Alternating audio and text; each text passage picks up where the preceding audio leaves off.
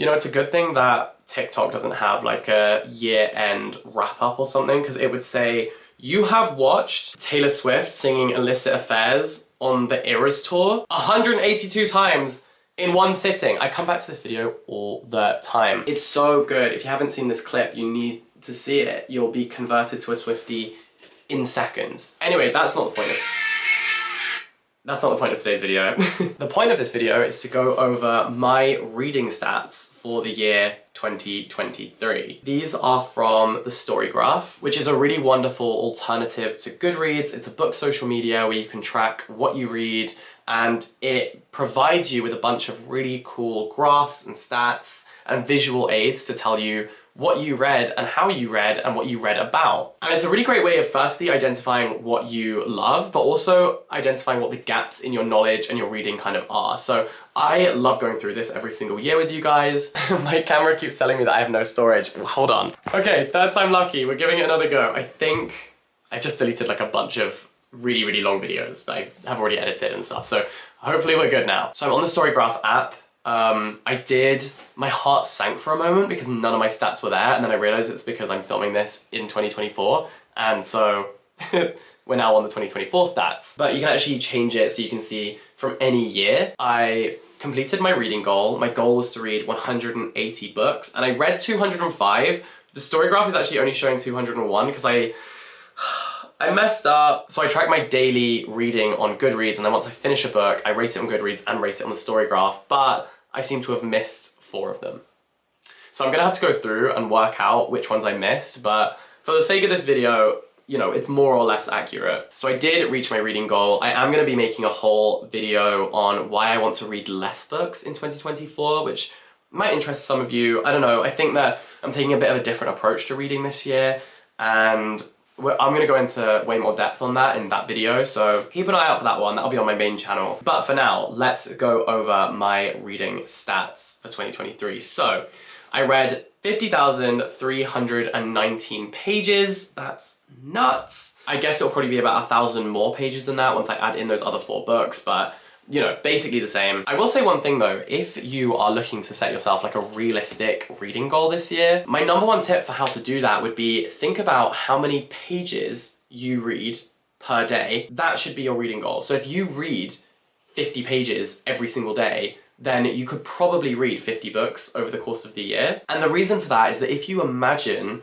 the average book has about 365 pages, or in this case, there's 366 days. So 366 pages, let's say, is like the average book length. That would mean that the number of pages you read per day is roughly the number of books you can read over the course of the year, right? So I would think about that. Like when you're assessing like what your reading goal is, I would say like I read around 200 pages per day, and that's why my reading goal is about 200 books. I think mine will be even less than that because I love to read books in translation, and I also do like shorter books, and translated books generally tend to be a little bit shorter just because it means they can translate more books, and a lot of books that get translated are like prize-winning books, which generally tend to skew lower, skew shorter, I should say, especially in like Japan and Korea, which is where I read a lot from. All this to say, if I divide up 50,319 pages that I read in 2023, if I divide that up by 365, yes, you can see I read an average of 138 pages per day. So that's how I would calculate what your reading goal should be, basically.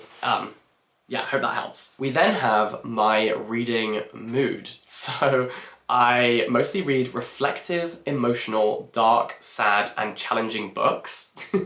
What's new? This happens every year where we see this stat and it's like, oh God, Jack needs help.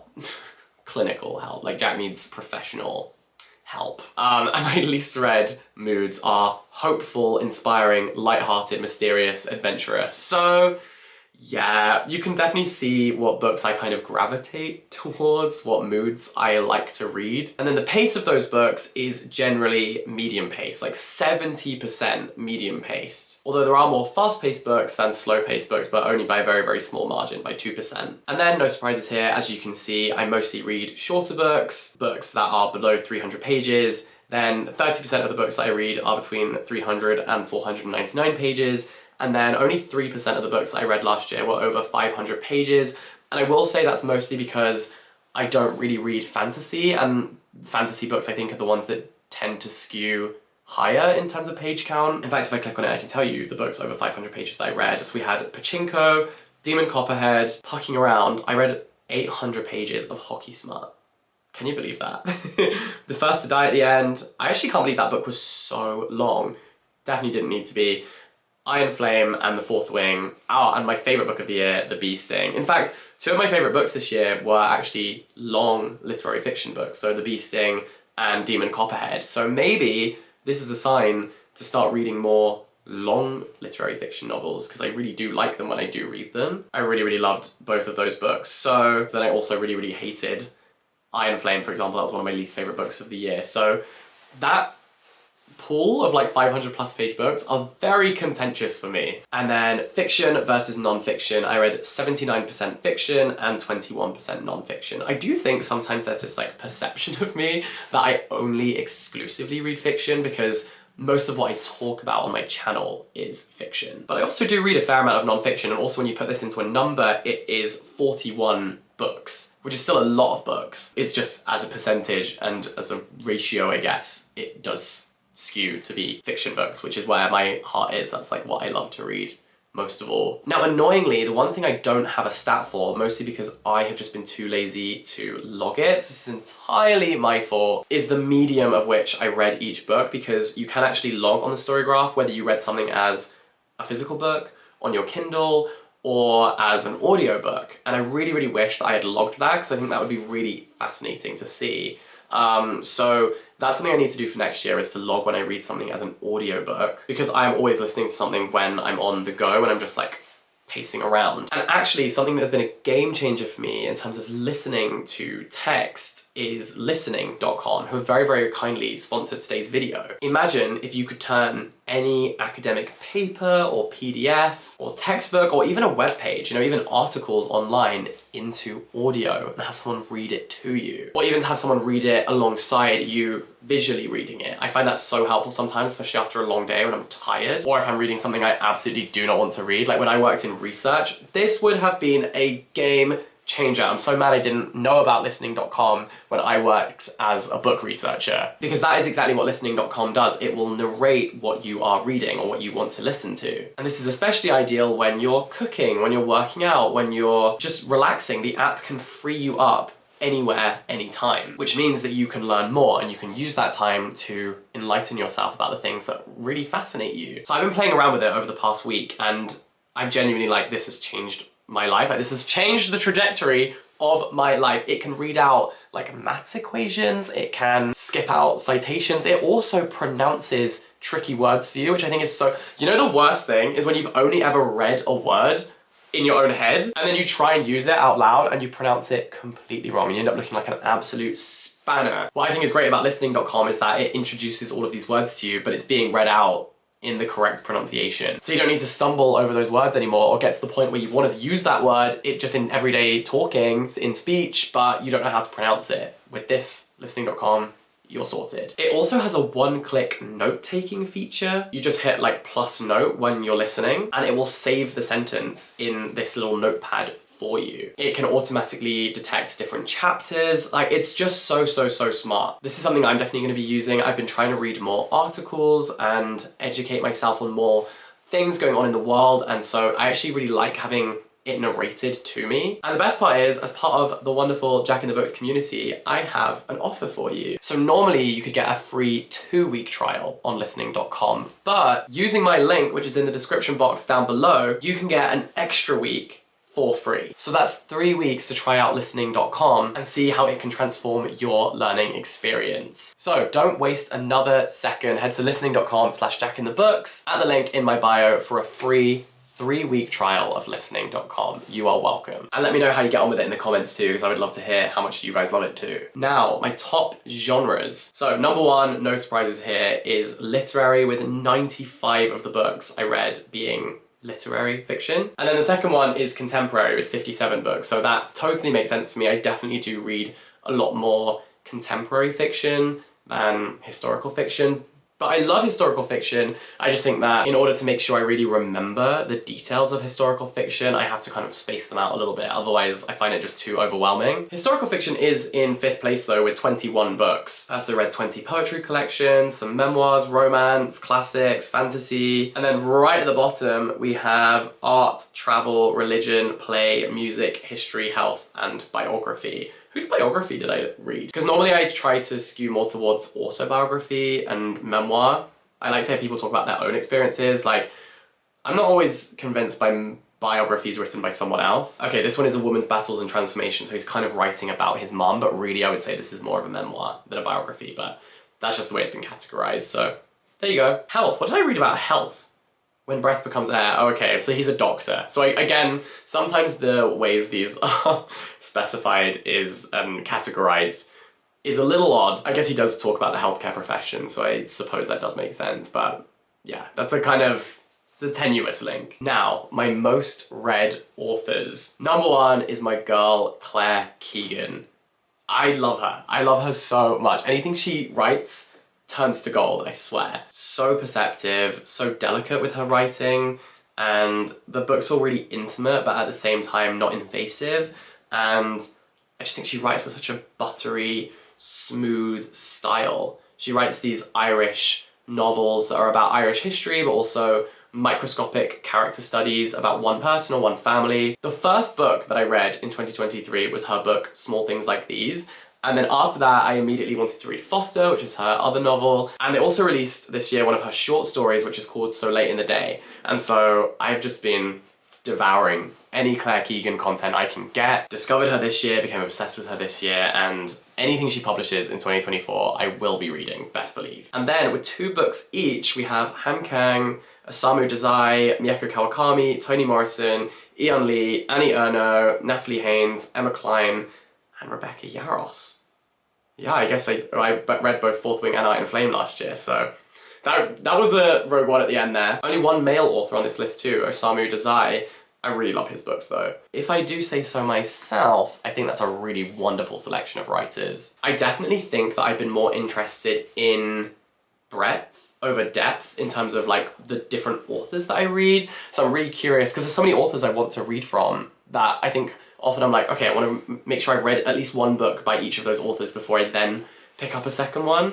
But I do think that 2024 for me is going to be more about returning to authors that I love, picking up their other books, and spending more time with individual authors. Because I spent a lot of time with Joan Didion, Toni Morrison, Haruki Murakami, obviously Claire Keegan, James Baldwin. You know, there are those authors who I've read as many pieces of their work as I possibly can. I do really enjoy having that depth of knowledge. Oh, I guess the one I mostly have is Christopher Isherwood. All of those red books right there are Isherwood novels because I wrote my dissertation on him. And there is something really special about knowing an author inside out. And so I think that's something I would really like to work on in 2024. Now, this final thing is telling. This is the number of books and pages read each month. It's actually very small on my phone screen, so I'm gonna pull it up on my laptop just so that I can analyze it in more detail to really scrutinize this. And this is basically the tale of like Jack's mental health, Jack's year, basically. I always think this is the most telling of the stats because it shows like when you were picking up books and when you absolutely were not. So I started off so strong. I was reading so much right at the beginning of last year. January, February, March, I was just on an absolute rampage. And then life got so busy in April and May. May, I was also very sad. I was very, very sad in May, and I literally couldn't focus on anything. Like, every time I tried, I know there's a lot of books that I read in May that aren't logged on here because I didn't finish them. And I don't log books that I don't finish. So I remember I was like picking up everything. I was trying to read, but every time I would pick up a book, I just couldn't get into it. And I realized that was not the book's fault. That was definitely on me. Yeah, I was like not in a good mental like headspace then.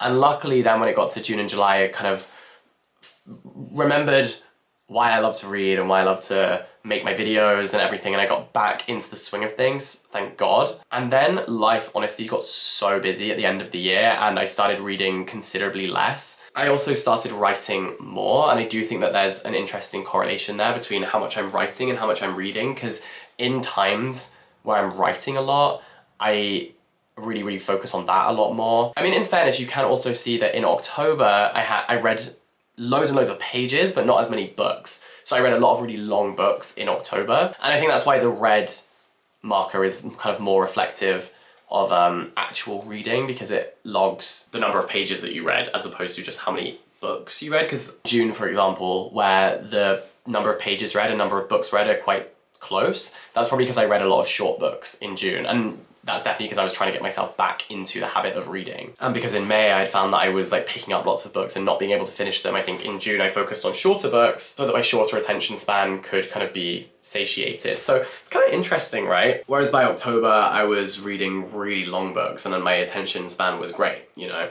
So yeah. Then November and December were just so hectic and crazy. I was like flying all over the place, like every single week. And so I just didn't have as much time to read, but again, I was writing more. So yeah, I think that's very fascinating to me. And there is actually one more thing which I forgot about, is my star rating. So of the books that I reviewed, my average rating this year was 3.64. My average rating last year I think was 3.66. So I've actually got harsher. I don't know if it's necessarily down to the fact that I read worse books this year. I just think that as I evolve and as I read more, my taste becomes more refined. And if you want to get into that league of what I consider to be like 5-star perfect books, I think it gets harder and harder each year. So you can see that my most consistent rating was like 3.75, which is still really strong, followed by 3 stars, and then followed by 4.25 and 4.5. So generally, I read a lot of really great books. I rated 14 books 5 stars, and then 1, 3, 7, 13, 19, 28 books 2.5 stars or less. So it's definitely balancing out. It's definitely not like top heavy or bottom heavy, it's kind of somewhere in between. And I think it's because I kind of know what I will like, so I generally do skew that little bit higher because I know what to read, you know, because I know what I will enjoy. But I do think that's very fascinating. Now, my camera is about to die. It's just one technical difficulty after another, I swear to God. But I've actually said everything I needed to say. So thank you so much for watching this video, and I will see you very soon. Subscribe if you're new. Thanks for watching. I love ya. Bye!